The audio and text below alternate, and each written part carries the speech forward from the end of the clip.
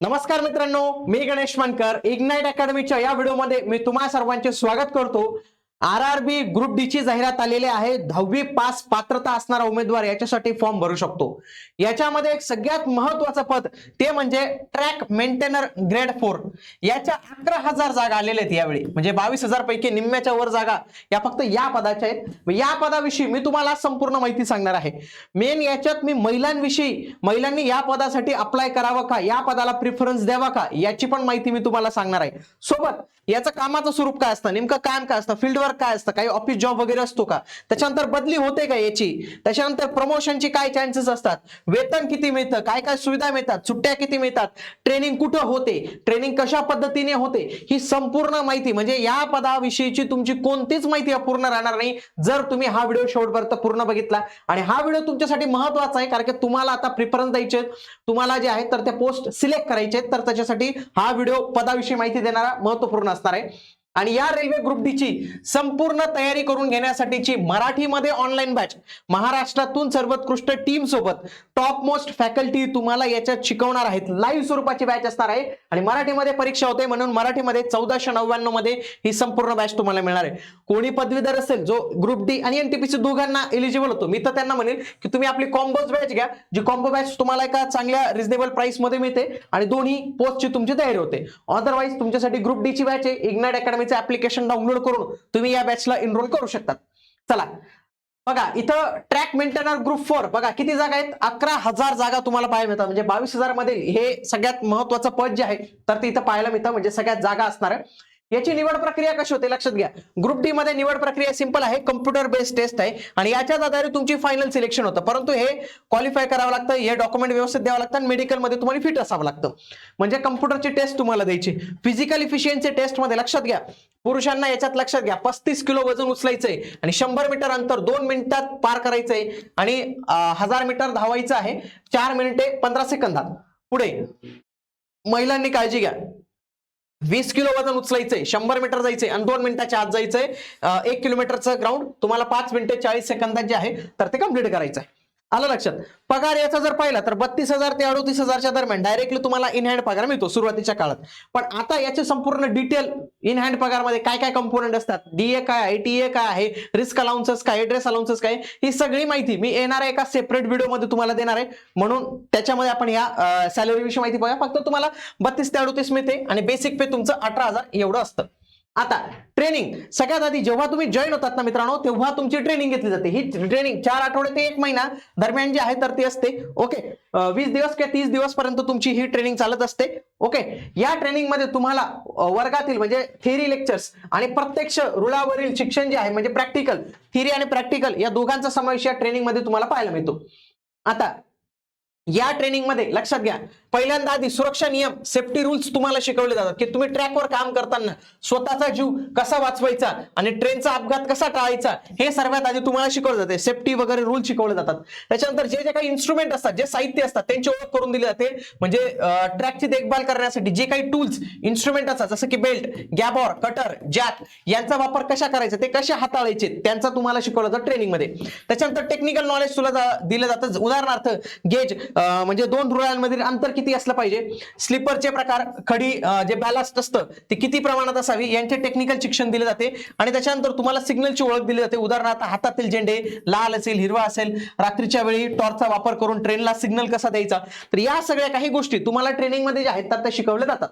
Training मध्ये आपत्कालीन परिस्थितीत कशा पद्धतीने नियोजन करायचं, डिटोनेटर वगैरे लावून ट्रेन कशी थांबवायची वगैरे याचं संपूर्ण प्रात्यक्षिक तुम्हाला जे आहे तर ते दिलं जातं. याच्या दरम्यान लक्षात घ्या, प्रशिक्षणादरम्यान तुम्हाला जो पगार मिळतो ना तो वेगळा मिळतो. कसा मिळतो माहितीये का, तुमचं बेसिक पे समजा 18,000 आहे, 18,000च आहे त्याचं बेसिक पे आणि सध्या 50% जास्त, आय थिंक 58% आहे. तुम्ही जॉईनिंग तोपर्यंत वाढून जाईल. फक्त डीए तुम्हाला मिळतो, बाकीचे अलाउन्सेस मिळत नाही. म्हणजे काय, तुम्हाला महागाई भत्ता मिळतो मित्रांनो. फक्त हे 2च कंपोनेंट तुमच्या पगारात मिळतात. जेव्हा तुम्ही डायरेक्टली जातात जॉईनिंगला त्यानंतरच तुम्हाला पूर्ण पगार हा हातात मिळत असतो. ओके, आणि महत्वाची म्हणजे काय, रेल्वे प्रशिक्षण केंद्रात राहण्याची आणि जेवणाची सोय त्यांच्याकडेच असते म्हणून तो एक तुमचा खर्च वाचून जातो. त्याच्यानंतर हे संपूर्ण ट्रेनिंग झाल्यानंतर तुमची एक छोटी लेखी आणि प्रॅक्टिकल परीक्षा घेतली जाते आणि त्याच्यानंतर तुम्हाला पोस्टिंग जी आहे तर ती दिली जाते. काही एवढं अवघड काही ही परीक्षा नसते. आता जर याचा तुम्ही ड्युटी टाइम पाहिला तर जवळपास साधारणतः 8 तास असतो, कधी कधी 12 तासपर्यंत तुम्हाला ड्युटी करावी लागते आणि 3 शिफ्ट मध्ये देखील याचं काम जे आहे तर ते चालतं. परंतु जे ट्रॅकचं काम आहे ना तर ते सहसा करून दिवसात चालतं. बाकी ते नाईट पेट्रोलिंग असेल, बाकीच्या काही गोष्टी असतात तर त्या रात्रीच्या येतात तुम्हाला ड्युटीला. परंतु ट्रॅकचं जे मेंटेनन्सचं मेन जे काम आहे ना तर ते दिवसाच करावं लागतं. तरी अशी 8 तास ड्युटी असते, सकाळी 7 ते दुपारी 12 पर्यंत, नंतर लंच ब्रेक, पुन्हा दुपारी 2-3 ते 5. हिवाळा, उन्हाळा, पावसाळा याच्यामध्ये टाइम मध्ये बदलू शकतो. आणि विशेष ड्युटी लागते ती म्हणजे पावसाळ्यात आणि थंडीच्या दिवसात नाईट पेट्रोलिंग करावे लागते, जे जॉब मधील सर्वात कठीण काम मानले जातं. पण ते काही आता पहिले काय राहायचं, पहिले एकटाच माणूस जायचा म्हणून ते थोडं कठीण वाटायचं. आता 2 माणसं त्यांनी दिलेली असतात, म्हणजे तुम्ही 2 व्यक्ती जातात. आता पोस्टिंग आणि ड्युटीचं पोस्ट तिकट म्हणजे कुठे असते लक्षात घ्या. हे पद आहे ना इंजिनिअरिंग डिपार्टमेंटच्या अंतर्गत येतं. हे पोस्टिंग रेल्वे स्टेशनवर असून रेल्वे ट्रॅकवर असतं. आता मग काय तुम्ही दररोज रेल्वे ट्रॅकवर जाऊन बसणार का? तसं नसतं, ऑफिसला जावं लागतं आणि तिथून तुम्हाला ते घेऊन जातात. तुम्हाला पी वॅगन म्हणजे परमनंट वे युनिट मध्ये नियुक्त केले जाते.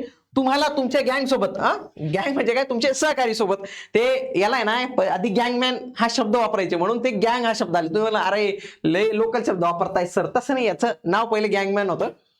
गँग सोबत ट्रकच्या एका विशिष्ट भागाची म्हणजे बीटची जबाबदारी दिली जाते. हे ठिकाण शहरात असू शकते किंवा दुर्गम भागात जे आहे तर ते असू शकतं. आता वर्कलोड किती असतो लक्षात घ्या. हा रेल्वेतील सगळ्यात कष्टाचा आणि मेहनतीचा जॉब आहे. तुम्ही म्हणाल की मी लय नाजूक साजूक आहे, मी एकुलता एक आहे, माझ्या घरात मी झाडूला हात लावत नाही, कशाला हात लावत नाही, त्या उमेदवारांनी खरंच या पदासाठी फॉर्मच भरू नका, कारण की हे पद तुमच्यासाठी नाही, थोडीशी मेहनत याच्यात असणार आहे. हार्ड फिजिकल लेबर वर्क याच्यात आहे मित्रांनो, लक्षात घ्या. ऊन, वारा, पाऊस, कडाक्याची थंडी असो, ट्रॅक मेंटेनरला ट्रॅकवर काम करायला जावंच लागतं, हे लक्षात घ्या. डोक्यावर खांद्यावर जड लोखंडी टूल्स वगैरे जे आहेत तर ते घेऊन तुम्हाला इथं चालावं लागतं. आता याच्यात सुविधा काय मिळतात, एवढं जर हार्ड काम आहे तर तुम्हाला इथं रिस्क अँड हार्डशिप अलाउन्स मिळतो, जो कोणत्याच पदाला मिळत नाही रेल्वेमध्ये. 2700 रुपये मिळतात तुम्हाला डायरेक्ट महिन्याला. 2700 रुपये तुम्हाला फिक्स मिळतात, जे तुमची एक्स्ट्रा इन्कम जे आहे तर ते होते. त्याच्यानंतर रेल्वेचे क्वार्टर्स वगैरे तुम्हाला राहण्यासाठी मिळतात आणि जिथं नसेल ते तुम्हाला भाडं वगैरे देतात. त्याच्यानंतर रेल्वेचे मेडिकल हॉस्पिटल असतात तिथं तुमचं फ्रीमध्ये होतं. त्याच्यानंतर तुम्हाला पास मिळतो मित्रांनो, वर्षातून एकदा फ्री पास मिळतो आणि 3 वेळा सवलतीची तिकीट मिळते. आणि जर 3-4 वर्ष कंप्लीट झाले तर हे पास 3 होऊन जातात. आणि असं पण काय होतं, रेल्वेमध्ये जॉबला लागले तर ते लोक काय लोकलचे तिकीटच काढत नाही, ते डायरेक्टली फिरतातच. ड्रेस अलाउन्स मिळतो वर्षाला जवळपास 5000, काहींना 2700 रुपये असं काहीतरी वेगळं असतं, पण जनरली 5000 रुपये तुम्हाला वर्षात ड्रेससाठी, युनिफॉर्मसाठी जे आहे तर ते दिले जातात. आता याचं प्रमोशन कसं होतं लक्षात घ्या. रेल्वेमध्ये सगळ्यात जास्त जे कर्मचारी असतात ना ते ट्रॅक मेंटेनरचे असतात, म्हणून यांचं प्रमोशन लवकर होत नाही. तुम्हाला 3 ते 5 वर्ष सुरुवातीचे जाऊ द्यावे लागतात. त्याच्यानंतर तुमचं सिनियरिटीनुसार पहिलं जे प्रमोशन होतं तर ते होतं ग्रेड 3 ला ट्रॅक मेंटेनर ग्रेड 3 लेवल 2 ला हा येतो. याचं ग्रेड पे 1900 होऊन जातं जीपी. पुन्हा काही वर्षांनी 3 ते 5 वर्षांनी ट्रॅक मेंटेनर ग्रेड 2 लेवल 4 2400 होतं. त्याच्यानंतर ट्रॅक मेंटेनर 2 आणि हा 2800 पर्यंत जातो. इथं तुमचं सगळं थांबून जातं मित्रांनो, इथं प्रमोशन थांबून जातं. याच्यावरती जर तुम्हाला प्रमोशन पाहिजे असेल तर डिपार्टमेंटल एक्झाम तुम्हाला द्यावी लागते. त्याच्यानंतर तुमचं वरच्या पदावर जे आहे तर ते प्रमोशन करता येऊ शकतं. सुट्ट्या जर पाहिला कॅज्युअल लिव्ह तर ते 10 असतात. त्याच्यानंतर अर्न लिव्ह असतात 30 असतात, वर्षातून 2 वेळा म्हणजे जानेवारी ते जून पर्यंत 15 मिळतात आणि जुलै ते डिसेंबर पर्यंत 15 मिळतात त्या. त्याच्यानंतर इयर मेडिकल लिव्ह असतात 20 दिवस असतात. त्याच्यानंतर नॅशनल हॉलिडे असतात 10 ते 12 दिवस नॅशनल हॉलिडे. आणि सुट्टीच्या दिवस काम केलं तर तुम्हाला पैसे पण भेटतात, काहीतरी 480 रुपये वगैरे काहीतरी अमाऊंट आहे, 410 का 480 रुपये काहीतरी आहे, पण तेवढी अमाऊंट तुम्हाला मिळते जर सुट्टीच्या दिवशी तुम्ही काम केलं तर. तर हे म्हणजे सुट्ट्या पण चांगल्या मिळतात, असं काही नाही की सुट्ट्यांचा प्रॉब्लेम आहे. बदली रेल्वेमध्ये बदली ना सगळ्यात सोपी पण आहे आणि सगळ्यात अवघड पण आहे. रेल्वे कधी स्वतःहून बदली मारत नाही तुमची, म्हणजे तुमची जर एखाद्या ठिकाणी पोस्टिंग झाली तर रेल्वेला शक्यतो नसतं, ट्रॅक मेंटेनन्स तिथंच राहू द्या. पण तुम्ही बदलीची रिक्वेस्ट टाकू शकतात. एक तर तुम्ही स्वतः ओन रिक्वेस्ट टाकू शकतात. 5 ते 10 वर्षाच्या सेवेनंतर तुम्ही स्वतःच्या विनंतीवर बदली मागू शकतात, पण याची प्रक्रिया खूप संत असते आणि जागा रिकामी असली तरच अवलंबून असते. मग याला काय असतं, तुमची पती किंवा पत्नी असेल तर ते ऑलरेडी सरकारी जॉबला असतील किंवा चांगल्या प्रायव्हेट कंपनीला परमनंट जॉबला असतील तर त्या लोकेशन नुसार तुमची बदली करण्यात येते. तुमचे आई वडील जर जास्त म्हातारे असेल, त्याचा सांभाळ करायला कोणी नसेल, मुलगा वगैरे जर अपंग, दिव्यांग, असं काही भरपूर कॅटेगरी असतात मित्रांनो बदलीच्या. पण सगळ्यात फास्ट जे होतं ना तर ते म्युच्युअल होतं. म्हणजे वयाची काही वर्ष पूर्ण केल्यानंतर तुम्हाला काय होतं, म्युच्युअल ट्रान्सफर. म्हणजे काय, एखाद्याला मुंबईला जायचंय ट्रान्सफर घ्यायचंय आणि दुसरा म्हणतो मला पुण्याला ट्रान्सफर करायचंय, या दोघांनी अप्लाय केलं जातं, मग म्युच्युअल चेक केलं जातं आणि हे दोघी लगेच ट्रान्सफर मारून देतात, एकमेकांसोबत अल्टरनेट करून घेतात. रेल्वेमध्ये ही सिस्टीम खूप छान चालते. विविध वेबसाईट पण आलेले आहेत, त्या वेबसाईटवर लोक रजिस्टर करतात स्वतःला. की मला मुंबईला जायचंय, मग तिथनं कोणीतरी पुण्याचा असेल की त्याला मुंबईला जायचं, मग लई लोकांचा मॅच घडवलं जातं ते नाही का, ते शादी.com सारखं ते मुलगा मुलगीचं मॅच ठरवलं जातं. तर ते सेम पद्धतीने अनेक वेबसाईट आलेले आहेत की ज्यांच्यावर म्युच्युअल ठरवलं जातं आणि म्युच्युअल खूप लवकर होऊन जातं. दुसऱ्या झोनमध्ये देखील बदली होते बरं का, 5 ते 6 वर्षानंतर दुसऱ्या झोनमध्ये पण तुम्ही जाऊ शकता, ते प्रॉब्लेम नाही आहेत. आता रेल्वेमधील ट्रॅक मेंटेनर, ज्याला पूर्वी गँगमन म्हणायचे मित्रांनो, काय गँगमन म्हटलं जायचं, हे पद रेल्वेच्या सुरक्षेसाठी अत्यंत महत्वाचं पद आहे, अत्यंत महत्वाचं. रेल्वेचा जो बॅकबोन आहे तर तो म्हटलं जातं, कारण की रेल्वे धावणारे रूळ सुरक्षित ठेवण्याची जबाबदारी या ट्रॅक मेंटेनरवर असते, म्हणून तुमचं काम जे आहे तर ते असतंच मित्रांनो. आता तुम्हाला नेमकं काय काम करावं लागतं हे महत्वाचं आहे बरं का. आता पहिलं काम काय आहे, रेल्वे ट्रॅकची देखभाल, ट्रॅक मेंटेनन्स तुम्हाला करावं लागतं, म्हणजे रूळ तपासावं, म्हणजे ट्रॅक तपासावं लागतं. दररोज रेल्वेच्या ट्रॅकची पाहणी करणे, रेल्वेच्या रुळाला कुठं तडे गेले आहेत का, फिश प्लेट दिल्या झाल्या आहेत का, हे सगळं तुम्हाला चेक करावं लागतं.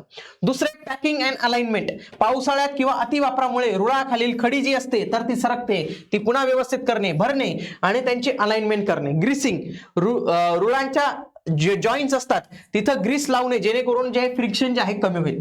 दुसरं काम असतं रेल्वेच्या, याला पेट्रोलिंग करावं लागतं. रात्रीच्या वेळी कडाक्याच्या थंडीत किंवा हवामान खराब असताना देखील रुळांना तडे जाण्याची शक्यता असते. अशा वेळी रात्रीच्या वेळी तुम्हाला ट्रॅकच्या पाहणीसाठी ते रोटेशन मध्ये ड्युटी लागते तुमची.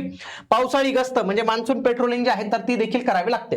त्याच्यानंतर की मॅन ड्युटी पण असते एक, लक्षात घ्या. रेल्वेचा एखादा ट्रॅक मेंटेनर की मॅन म्हणून काम करतो तेव्हा त्याला त्याच्या ठरवून दिलेल्या भागात म्हणजे सेक्शन मध्ये चालत जाऊन प्रत्येक नट आणि बोल्ट की जागेवर आहे का नाही हे तपासावं लागतं. म्हणजे तुम्हाला थोडंसं जास्त फील्ड वर्क जे आहे तर तिथं पाहावं लागतं. त्याच्यानंतर गेट कीपरचं काम असतं, इमर्जन्सी वर्क तुम्हाला इथं करावं लागू शकतं. आता सगळी माहिती दिली. आता शेवटचा प्रश्न, महिलांनी हा जॉब करावा का, महिलांनी या जॉबसाठी अप्लाय करावं लागेल. आधी काय असायचं, खूप कमी महिला अप्लाय करायच्या या पदासाठी. मग त्या महिलांना काय करायचे, रेल्वेवाले स्वतःच इंटरनली ऑफिस वर्क देऊन द्यायचे, छोटं मोठं वर्क द्यायचे.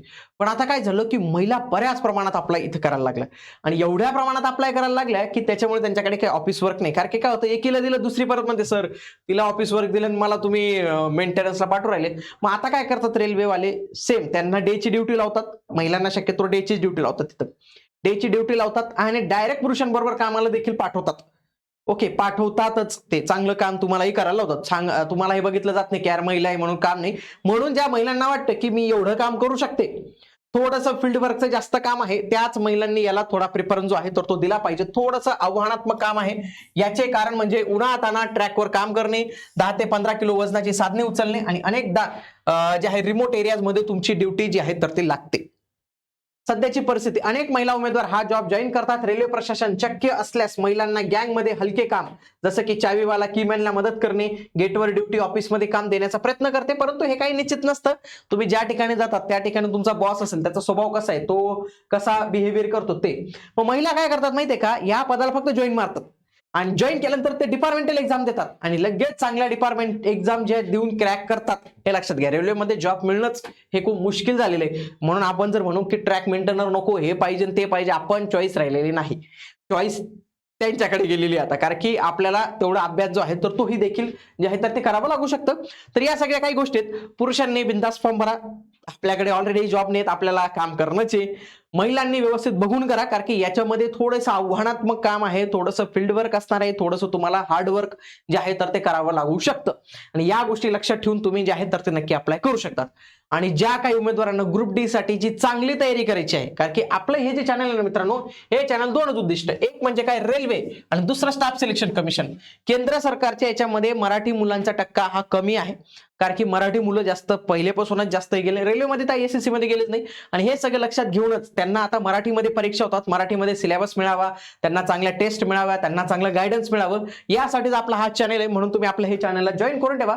आणि ज्यांना वाटतं की मला एक प्रॉपर बॅच पाहिजे की ज्याच्या माध्यमातून मी रेल्वेची अशी परिपूर्ण तयारी करू शकतो, त्यांनी ही बॅच अवश्य जी आहे तर ती इग्नाइट अकॅडमीचं ऍप्लिकेशन डाउनलोड करून नक्की जॉईन केली पाहिजे. भेटूया आता आपण पुढील व्हिडिओमध्ये. तोपर्यंत जय हिंद, जय महाराष्ट्र, धन्यवाद.